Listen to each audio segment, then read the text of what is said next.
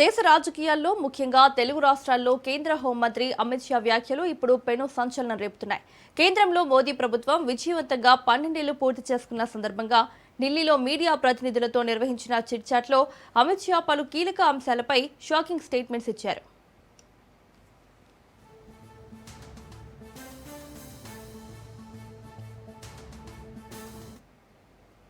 వచ్చే అసెంబ్లీ ఎన్నికల్లో తెలంగాణలో ఏ పార్టీతోనూ పొత్తులు పెట్టుకోబోమని కేంద్ర హోంమంత్రి అమిత్ షా ఖరాఖండిగా చెప్పారు. ఇకపై ఏ రాష్ట్రంలో ఎన్నికలు జరిగినా ఒంటరిగానే పోటీ చేసి సొంతంగా అధికారంలోకి రావాలనేది తమ పార్టీ అధిష్టానం లక్ష్యమని స్పష్టం చేశారు. తెలంగాణ, పంజాబ్ రాష్ట్రాల్లో ఇదే వ్యూహంతో ముందుకు వెళ్తున్నామని తెలిపారు.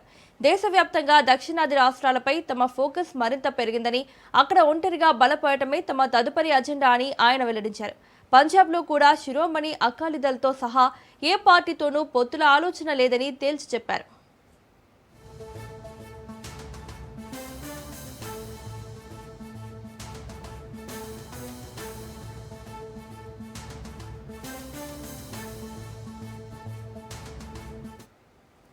ఇదే సమయంలో నియోజకవర్గాల పునర్విభజన బిల్లుపై తెలంగాణ సీఎం రేవంత్ రెడ్డి చేస్తున్న వ్యాఖ్యలను అమిత్ షా తీవ్రంగా తప్పుపట్టారు.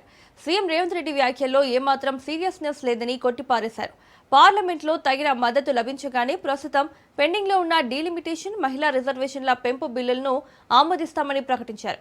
ఈ విభజన వల్ల దక్షిణాది రాష్ట్రాలకు ఎలాంటి అన్యాయం జరగదని, లోక్సభలో ప్రస్తుతం ఉన్న నిష్పత్తి ప్రకారమే అన్ని రాష్ట్రాలకు 50% సీట్లు పెరిగేలా బిల్లును రూపొందించామని అమిత్ షా క్లారిటీ ఇచ్చారు.